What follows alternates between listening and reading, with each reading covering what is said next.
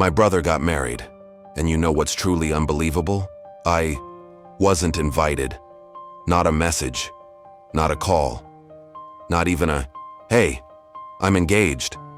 But do you want to know what really knocked the ground from under me? I found out that I was the one who paid for their honeymoon. Yes, me.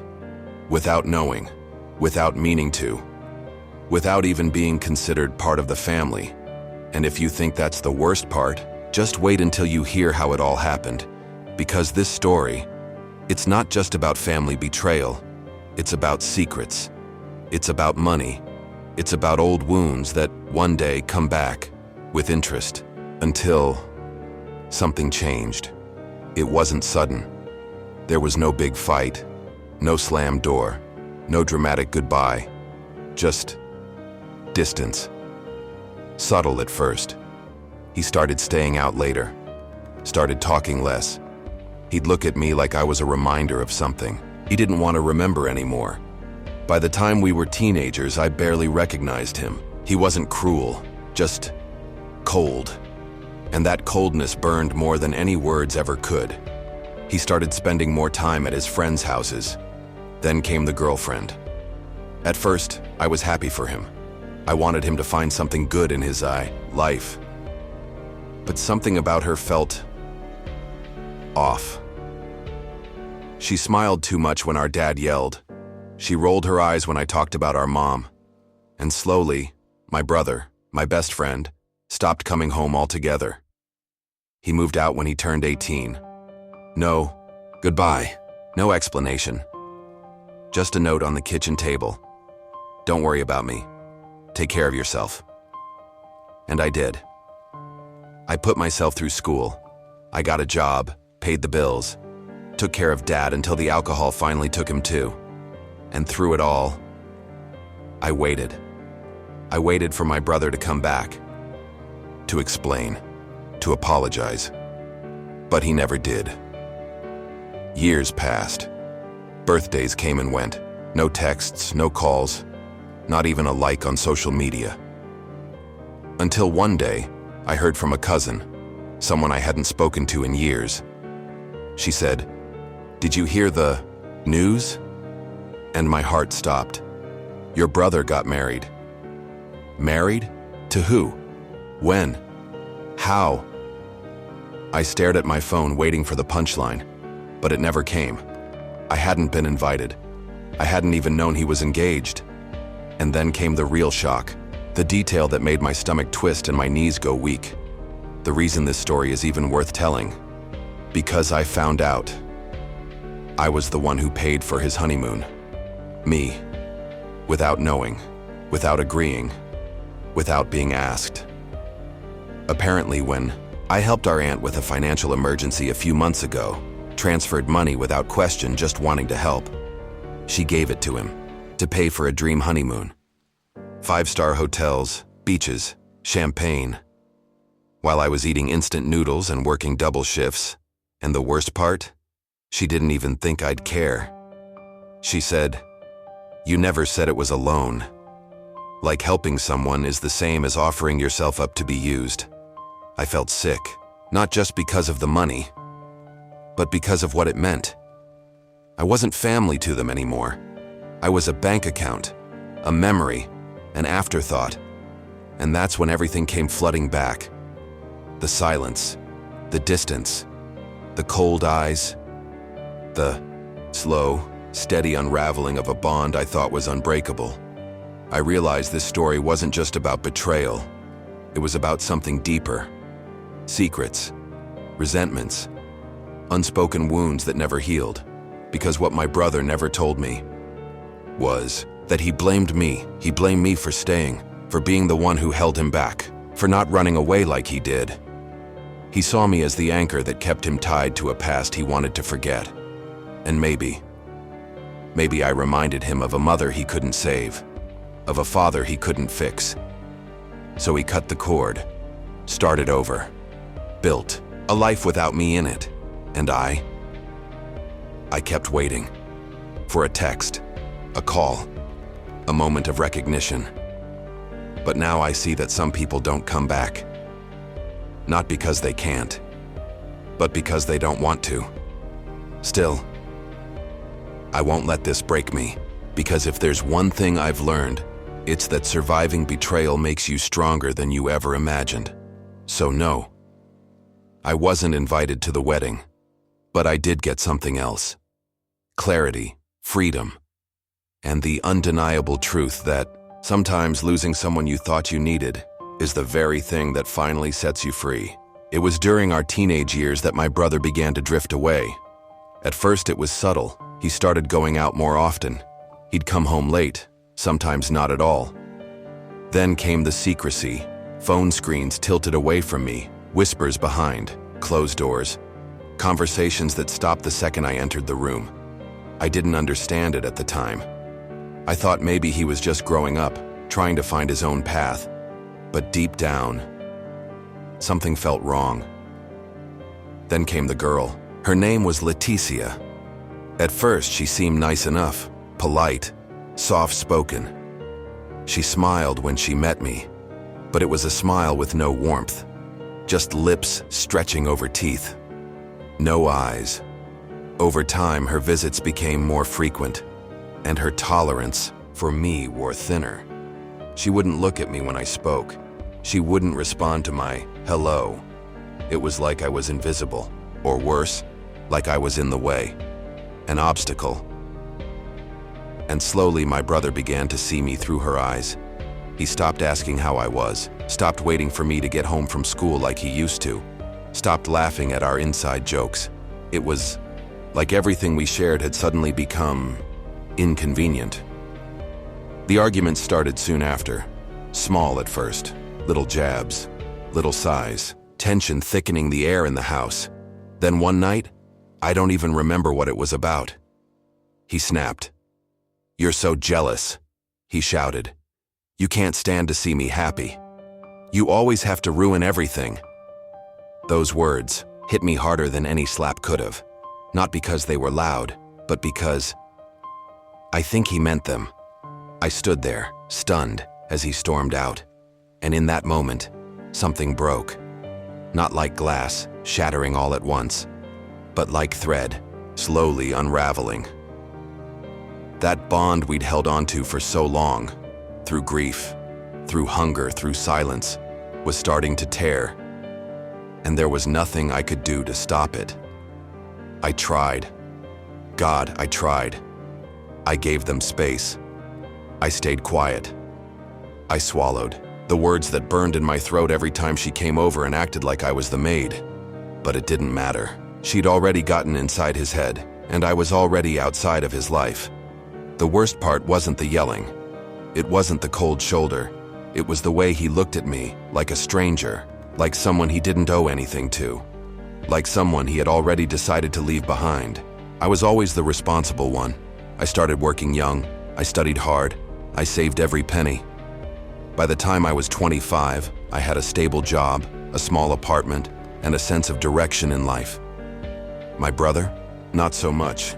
He changed jobs like most people change shirts, always in and out of something new. New projects, new plans, new excuses. He lived paycheck to paycheck, drowning in debt and blaming bad luck for every mess he made. But guess who he came running to whenever things went wrong? Me, and I helped. Even when I was hurt. Even when I knew he was avoiding me. Even when he didn't say thank you. I paid for his car repairs. I covered rent when he and Leticia were about to be evicted. I bought him a new phone when his broke, the latest model too. Each time I told myself, this is the last. But each time I gave in, because deep down, I still believed he was the same boy who held my hand at Mom's funeral. The same boy who always gave me the bigger half of the sandwich. The same brother who once swore we'd always take care of each other. I kept waiting for that version of him to come back. I thought maybe one day he'd snap out of it, realize what he was doing, look me in the eye and say, "I'm sorry, I see you, I appreciate you." But he did wake up, just not in the way I hoped. He woke up to a new reality, one where I didn't exist. Not really. I was a safety net, an ATM with a familiar face, the responsible one who would always be there. No matter how much he pulled away, he stopped asking how I was, stopped calling unless he needed something. And each time he walked away with my help in his pocket and not a shred of gratitude, a piece of me cracked. Still, I kept telling myself, family is family. But even that belief has its limits. Because one day you look around and realize you're not part of the family. You're just the one holding it together while everyone else lives their life. And trust me, that kind of loneliness, it's worse than being abandoned. It's being used, and the worst part, he didn't even notice. I found out about the wedding through an Instagram post. Yes, no message, no phone call, no heads up. Just a casual scroll through my feed, and there it was. A mutual friend had shared a story. Congratulations to the newlyweds. The gay photo? A stunning beach scene. Letitia in a flowing white dress, barefoot on the sand, hair dancing in the wind like something out of a movie. And my brother, smiling like he just won the lottery, smiling like nothing in the world had ever gone wrong. I froze. My thumb hovered over the screen, my mind blank. For a moment, I honestly thought it was a mistake. Maybe it was a photo shoot, a prank, something else, anything else. But then I clicked the tag. Then I opened their profiles, and the truth hit me like a brick wall. Dozens of pictures, the ceremony, the reception, a toast on the beach at sunset, candid laughs, emotional vows. Forever started here, one caption said. Everyone was there. Old school friends, relatives I hadn't seen in years, even cousins who barely spoke to him growing up, all smiling, all celebrating, except me. I wasn't invited. I wasn't mentioned. I wasn't even acknowledged. It felt like a knife in the chest. A betrayal so loud I could hear it echoing in my ribcage.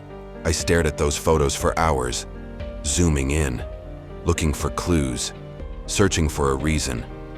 Any reason that could justify why I had been erased. But the silence was the answer. The total intentional silence. And still, somehow, that wasn't the worst part. Because the real gut punch came later. When I found out that not only had I been excluded, I had unknowingly funded their honeymoon. A few weeks later, I sat down to review my bank statements. I do it every month. A habit I picked up early on, just to stay organized, just to be safe. But this time, something felt off. There was a transaction I didn't recognize. A transfer of over $8,000. From my account, straight to Leticia's. The date? The exact same day they started posting pictures of their honeymoon. Destination, Fernando de Noronha. Turquoise water, private bungalows, sunset boat rides. Suddenly, the images made sense in a much darker way. I felt my stomach drop. My hands began to tremble as I grabbed my phone and called the bank. My voice was calm, too calm, as I asked about the transaction. After a short wait, the representative came back on the line, and what he told me made my blood run cold. The transfer had been made using my personal laptop, the one that stays at home, the one where my banking app is already logged in, no password required. Someone had used it, someone who knew they didn't need my permission, someone who was confident I wouldn't notice, someone who had been inside my house, and then it hit me. Only a few days before the transfer, my brother had stopped by, out of nowhere. He said he missed me, said he wanted to reconnect, that he was sorry for being distant. He hugged me. We even laughed, a little. For a brief moment, I let myself believe we were healing, that maybe, just maybe, the bond wasn't completely gone. He told me he was craving pizza, so I ran to the market to grab a few things. He stayed at my apartment. Alone, right there, in the living room, with my unlocked laptop, with access to everything. I was gone for 30 minutes, maybe less. And in that tiny window, he robbed me, not with a weapon, but with trust. The kind of theft that doesn't leave bruises, just cracks in your soul. I could have called, could have sent a message, could have written a long text, poured my heart out through a screen. But no, that wasn't enough. Not for this. I needed to look him in the eye. So I went, straight to his house. I knocked on the door with my heart pounding like a war drum in my chest. Leticia answered. Her smile, that perfectly rehearsed, picture-perfect smile, vanished the moment she saw me. She didn't say a word, just turned her head and called him. And there he was, my brother, looking at me like I was a ghost from a past he wanted to forget. "I need to talk to you," I said. "Alone." He hesitated for a second, then nodded. We stepped outside, onto the porch, into the silence. I didn't waste time. "Did you use my money to pay for your honeymoon?" He froze, like a deer in headlights, eyes wide, caught in the truth. He stammered, started to deny it, then shifted his story mid-sentence. "It was a loan," he said. "I was going to tell you, I was waiting for the right moment." "The right moment?" I laughed. Not from joy, not even close. It was one of those bitter laughs that comes from the pit of your stomach when you realize how stupid you've been. A laugh that says, "Wow, you really thought I'd never find out." He tried to speak again, but I raised my hand. "No, I don't want to hear it." I looked him in the eyes, and for the first time I didn't see my brother. I saw a stranger. A man who once shared my childhood, but not my values. Not anymore. "That was the last cent you'll ever get from me," I said. "No more loans, no more second chances, no more pretending we're still family." He opened his mouth, maybe to apologize, maybe to lie again, but I was already walking away. And with each step I took, I felt lighter, because sometimes the only way to heal is to finally accept that some people don't deserve a place in your story anymore. From that day on, we became strangers, not by blood, but by choice, my choice. It hurt. A lot. But it also set me free. I cut ties, blocked him, changed all my passwords, even replaced the locks on my doors. For the first time in a long while, I realized it was time to take care of me, to prioritize my peace, my own mental and emotional well-being. I went on a trip, did things for me, started therapy, learned how to say no when I needed to. It wasn't easy. The pain lingered. But slowly, I began to heal. Because sometimes, the worst betrayal comes from the ones we love the most, the ones we trust the most. And it's in those moments, those deep cuts, that we learn the hardest lesson. We can't rely on anyone to love us the way we should love ourselves. It's only through those painful lessons that we learn to protect our hearts, to set boundaries, to stop settling for people who don't see our worth. And as much as it hurt, that betrayal was the catalyst for the change I needed. It taught me to put myself first, to find my own strength, to embrace my worth. Because, in the end, I am the one who's always going to have my back, and that's all that really matters. If you've ever lived through something like this, if you've ever been cast aside by someone you only ever wanted to love and care for, I feel your pain. I understand the ache that comes from being pushed away by those you thought would always have your back. It's a deep, crushing feeling, a feeling of betrayal that lingers long after the event, a feeling that makes you question your worth, your trust, and your ability to love without getting hurt. But I want you to know something. You are not alone. There are so many of us who have walked this path. So many of us who have felt that sting of abandonment. And though it may feel like no one understands, trust me, we do. So I want you to do something for me and for yourself. Take a moment, leave a comment below. Tell me your story, because I truly believe your story matters. It deserves to be heard, and maybe, just maybe, it will help someone else who feels just as alone as you did. Your voice is powerful, your experience is important, and together, we can find healing. Because sometimes, sharing our pain is the first step to turning it into strength.